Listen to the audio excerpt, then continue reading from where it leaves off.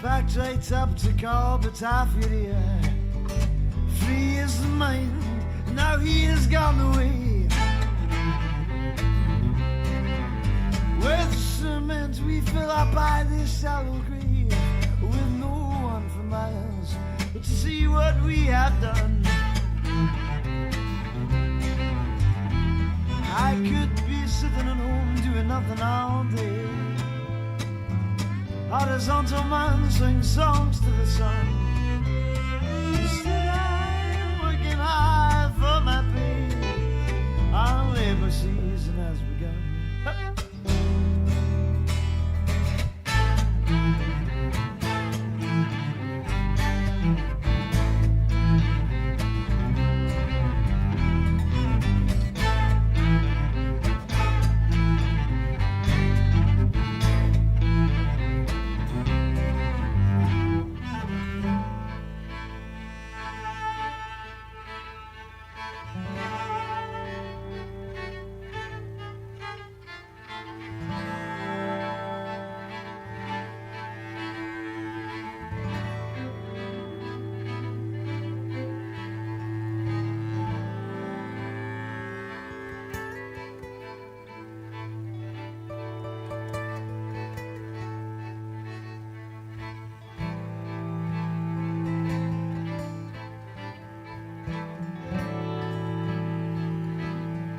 Well, good afternoon, everyone tuning in. Here we are for another live broadcast from the Duncan Showroom. My name's Longevity John, Dr. Ted Cadillac, the Reverend Dr. Ted Cadillac on light, sound, and all of that camera work that's going on out to you. Lynn Miles gave him the Reverend name, eh? Now he's sticking with it. He does weddings, he does funerals, he does it all. He's there, he's the guy to do it all. Now, just before I get to introduce James Hamilton, someone today came up and gave me a nail clipper that's shaped like a guitar. That is like the coolest thing in the world. It's like it's starting, the guitars are taking over. And then the other day, online, I found these two earrings that are electric guitars. Right? Which brings me to, sir, when are you going to start marking sitar earrings and sitar clippers? I have to start talking to my management about that one. James has been coming here for quite a few years now, Sunday afternoons. Give us about a little over an hour of some great sitar music with a lot of explanation, which makes you understand a little bit more what ragas are about, how it's done. At various times, you'll find out where it's been used in North American music. All the way through, if you go back and check out any of the shows that he's done, you'll be quite informed by the end of it.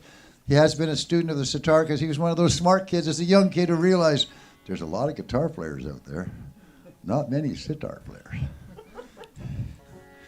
And so he's been studying and he's got real good at it. And the nice thing is that we'll find out just how soothing it is for a Sunday afternoon to sit back and listen and be educated about what a sitar is all about. James Hamilton, let's give him a warm welcome, please. Hey, there's a sign down there that's pretty funny on the floor. Have you seen that, John? What? The sign on the floor there. Oh, yes. I don't know, everybody should be aware of that. The other night, I'll tell you. The other night, we had Shirley Nome here, really quite good. And Wes Borg was here opening up.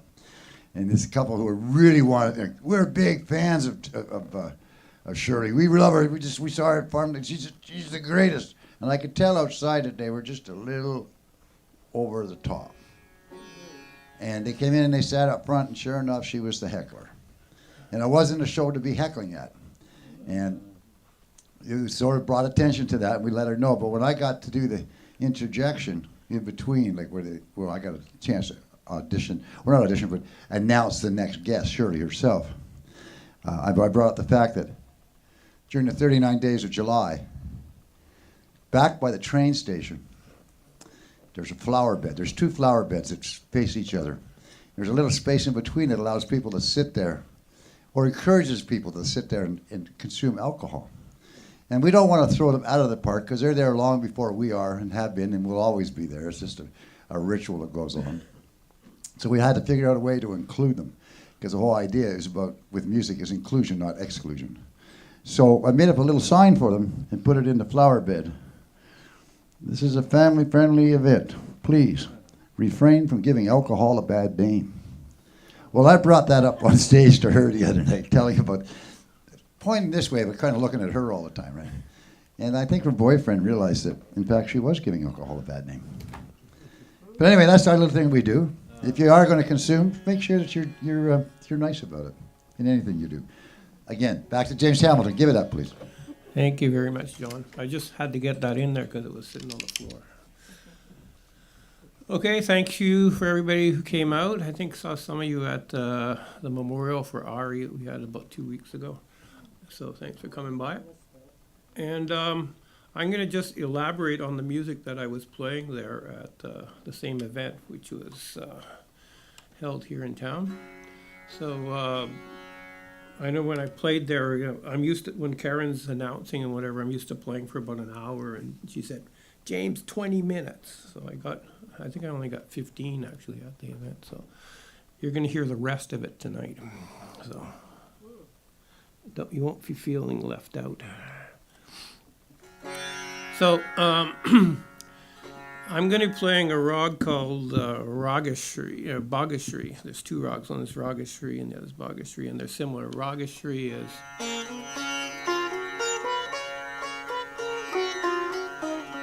that's Ragashri, and Bhagashri is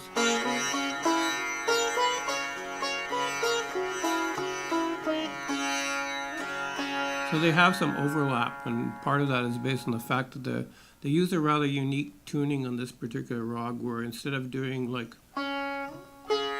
which we're very used to hearing that sort of consonant sound, they do. So you're going to hear a lot of this note, because I've got one there, two more over here also. So I've got 3 open strings tuned to that pitch in various octaves. So I'll just, without further ado, we'll start. I've got my trusty accompaniment here on my iPhone. I just hope it doesn't fall asleep. Sometimes it just nods off.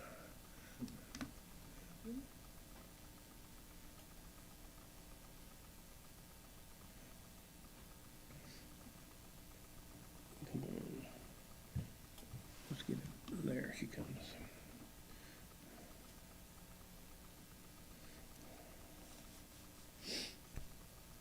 Speaking of nodding off, I like to tell these stories like about things to do with Indian music. And I first went to India in about 74, and I think in 1975 I was reading some program, and it was about this famous musician, Hafiz Ali Khan. If there's anybody who was very traditional and he was living in the old school world. There's one story where he was going to be given an award by the president of India. So he brought his instrument along, and before he got the award, he opened up the case and took the instrument out, and he got ready to play. And one of the assistants of the president says, "No, you don't have to play. We're just giving you the award." And the Hafiz Ali Khan said, "Well, how can the president of India give me an award? He's never heard me play." So, he wasn't one for that sort of thing. And the second story relates to nodding off. I don't know if this is really a nodding off thing, but usually when you play like sitar, or sarod was the instrument he played, you set the tempo when you're playing, and you don't tolerate your percussionist playing faster than you. So there was a section where, just imagine Hafiz Ali is playing something fairly fast, like that, and the tabla player thought, well, this guy can't really play that fast, so I'm going to push the beat up a little bit. So the tabla player started going faster than Hafiz Ali. So Hafiz Ali sort of looked over and he said, "Oh yeah?" And he started doing that to him, and he just kept it going and the tabla player was going and trying to keep up. And then the tabla player stopped, like there was no tabla playing anymore. And Hafiz Ali looked over, and the tabla player had actually slumped over his drums. And the story is that he had some sort of heart failure trying to outdo this musician. So I hope it turned out okay, but that's the moral of the story is don't try to ever do that. You know, make the person play faster because they may be able to play faster, but you don't want to, you know, risk your life with that. Okay, so I'm going to start with a little beat here, which is not too fast.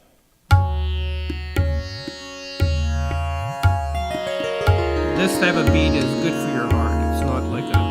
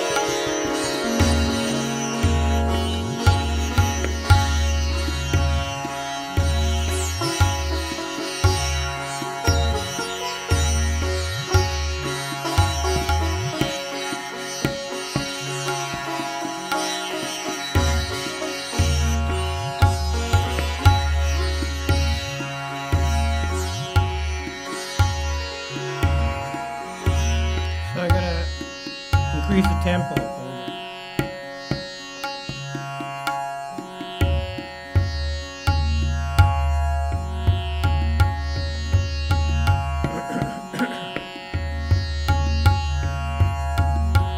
So I'm essentially playing the same rock or melodic mode, just in a quicker tempo.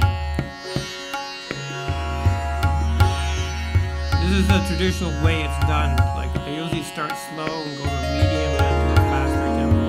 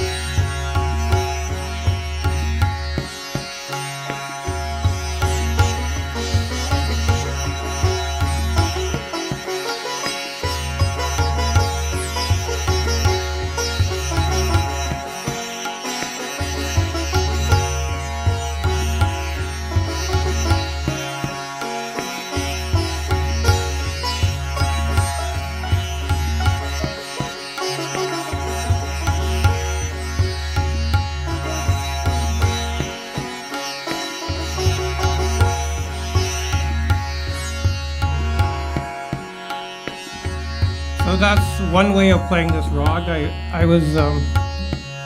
do some research on things and have some books on music. So I was going through somebody else's book, and it had a very interesting composition in this same vein, but it's so different that it's hard to see how they overlap. But I'm sure you'll be able to do it.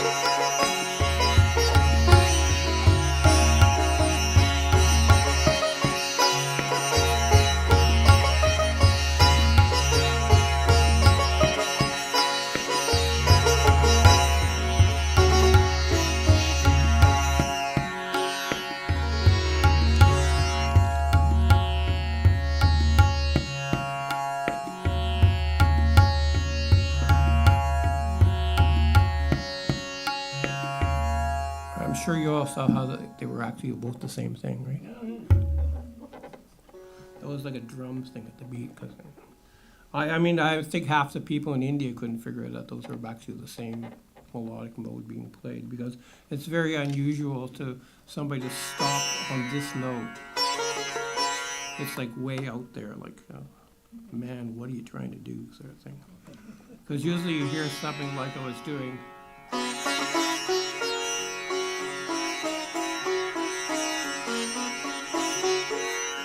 Something like that, or like the first composition. But to do, like, where did you get that idea from anyways? Like, it's too much for the average listener, I think, to try and say, hey, what's going on there?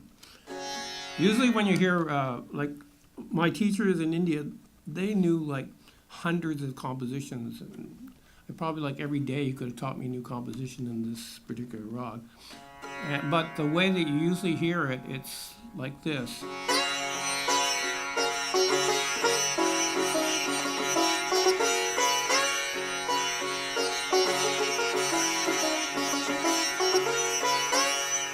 I say like pretty close to 90% of the people who play sitar or do singing in this particular rag, they're doing something like this or something close to it.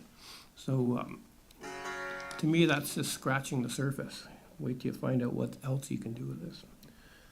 Okay, so speaking of what else, this rag is actually very old. It's been around in India probably for like 5 or 6 centuries at least. And there was a Hindu mystic named Tulsidas who lived about 1600, so about the same time as Bach. And he composed a number of tunes that were close to particular rags, or maybe the rags developed from what he was doing or whatever. So I'm just going to play a thing that was composed by Tulsidas, and you'll recognize how close it is to what I just finished playing. Okay. I'm going to program my tabla here to do it right.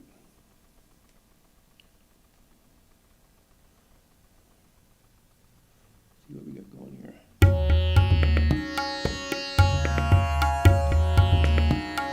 So this is like a fast 6-beat where I'm just doing everything I've done so far has been in 4s.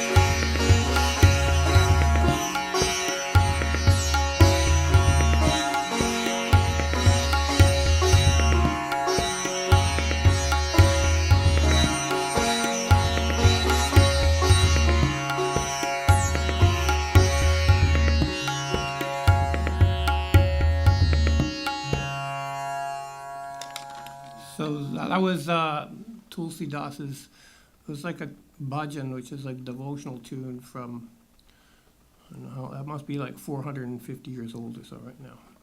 And you can, when I hear that sort of tune, I say, wow, that could have been the inspiration for the whole rag, or somehow that was a very established way of representing the rag. It was like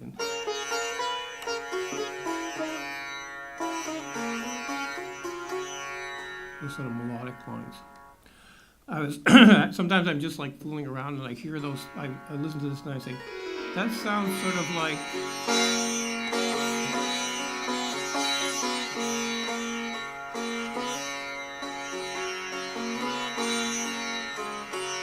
You may know that one. Drink to me only with thine eyes, and I will pledge with my wine. Who's that by? You'll get free admission next time if you know that. Robbie Burns. Drink to me only with thine eyes, and I will pledge with mine. Leave a kiss within the cup, and I'll not ask for wine. I was there was a influence from UK and that area in India in the during the British period. So they've actually written some Indian songs that sound sort of like that. And I mean, the lyrics are completely different. And I remember hearing one of these songs, Doole, doole, shoole, shoole. It's going on the same tune as the Robbie Burns song. And I said, I know that song. And I told them what the lyrics were, and they were sort of outraged that it was something to do with drinking or something like that. But it's not. It's actually the opposite. It's like that sign. Don't give alcohol a bad name.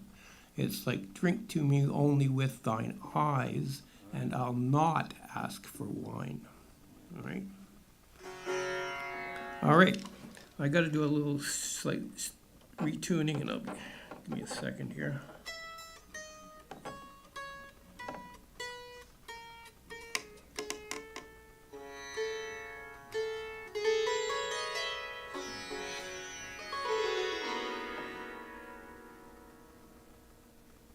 I'm going to reprogram this for a second.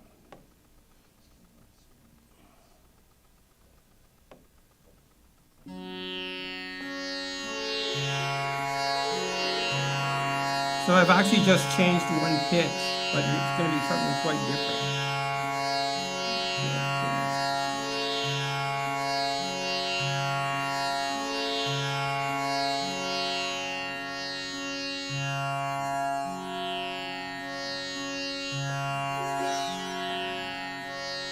It's a great invention. They have an app that it'll play any of their Indian rhythmic cycles you want. It's helped me to adjust to different compositions I want to play.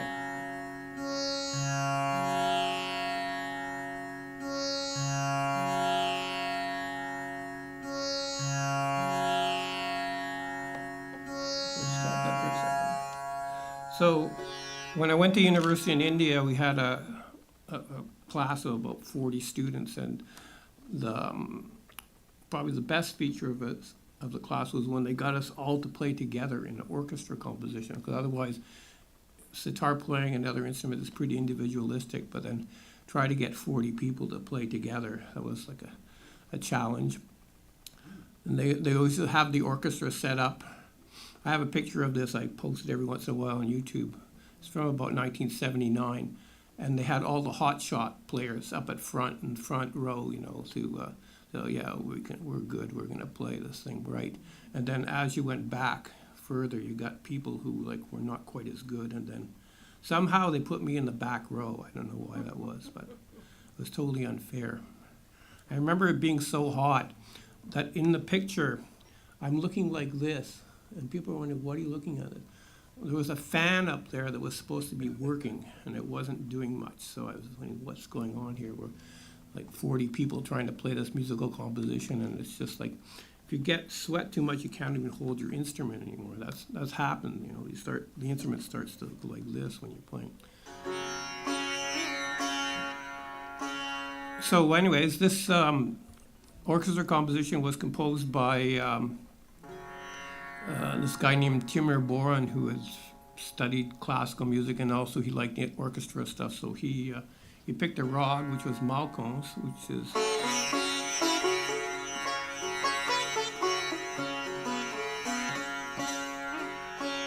So it has a feature like the previous rag where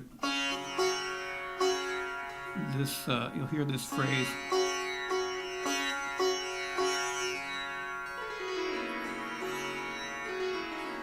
There's one note didn't get changed.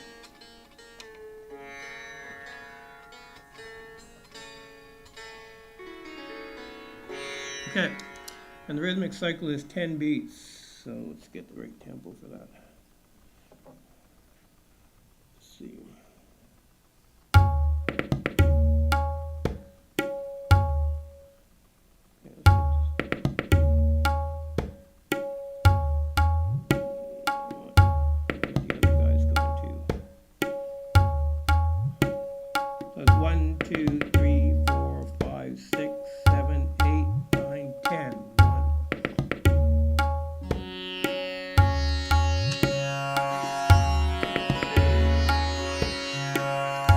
Tell when the 10 comes, I often nod my head. So I just, okay, we got it.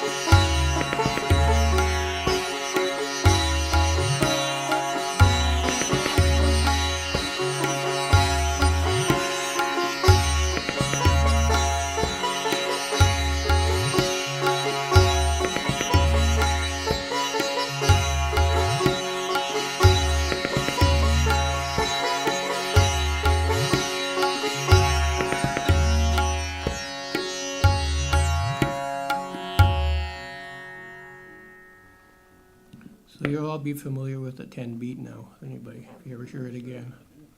This goes 1, 2, 3, 1, 2, 3, 1, 2, 3, 4, 1, 2, 3, 1, 2, 3. So it's like a jig and a reel put together. Well, one bar of a jig and one bar of a reel. Simple. In music of India, they have a lot of unusual rhythmic cycles. Like they have another version of 10 that goes 2, 3, 2, 3. So it goes 1, 2, 1, 2, 3, 1, 2, 1, 2, 3. So they have different ways of adding up to 10. Anyways, I guess that's almost our time today, right? 4:01. So anyways, thanks for coming out. If anybody has any questions or requests for next time or anything, let me know. Yes? I would just like. You with the hand up? Here. I'd just like to say that I'm making it a donation for games so that he can maybe do a recording, so be aware of that and please support him on it. Right. Okay, no problem. But you have to, you have to ask. What did you wanted something special or just something what I always do? No, I don't, you don't need to do anything. I'm just wanting everybody to know that Okay. there's a project in the works. Okay. I can send the pipeline. Okay, yeah, thanks again for coming out, and certainly I'll do whatever the need be for that. And like I said, if anybody has any questions about the music, or you can also review it all, because it's going to be all on YouTube. You can play the YouTube for your friends, and you can tell them what it's all about. You can say, look, he's playing in 10 beats. It's 1, 2, 3, 1, 2, 3, 1, 2, 3, 4. Can't you hear it? So we like it. The funny thing about that last composition, like I learned it at university, this was like in 75, 76 when I was there, 76, 77, around that time. And I just knew parts of it. And I was thinking, like, I actually contacted some other people who were in university with me, and I said, do you remember this? And they said, no, not really. And then I went on YouTube and did a search. And I put in just the composer's name, and there was a website called Thrift Store Finds, like find things you find in a thrift store.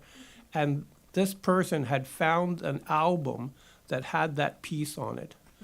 And it was played on Jaltarang. Jaltarang is like, Jal means water, and they're just an array of water things. So it was actually bowls with water in them were being used to play that melody. So it sounds very different than a sitar. It was just like amazing. And as I listened to the recording, I said, oh yeah, that's the part I forgot. So I started to build up what I knew, added what I'd forgot, and then I added another 50% of original stuff to it. So about half of what I was playing, I just made it up on my own, just to fit in with the style. It's quite a challenge because when you're trained classically, you're not used to playing in 10 or whatever. You're used to play 99% of music is in straight 4 groups of 4. So I had to adapt or modify, change gears, I guess you could say. It's just like automatic, and you have to learn standard. So it was sort of like learning standard again, but musically. And so I made up about half of that on my own, just trying it out, seeing how it worked, sort of thing. What happens when you scratch the gears every once in a while, you're in standard because you didn't do the clutch right. I went through all of that. Okay, thanks again for coming out. Oh, very Good good. luck with the project. I hope it Alrighty.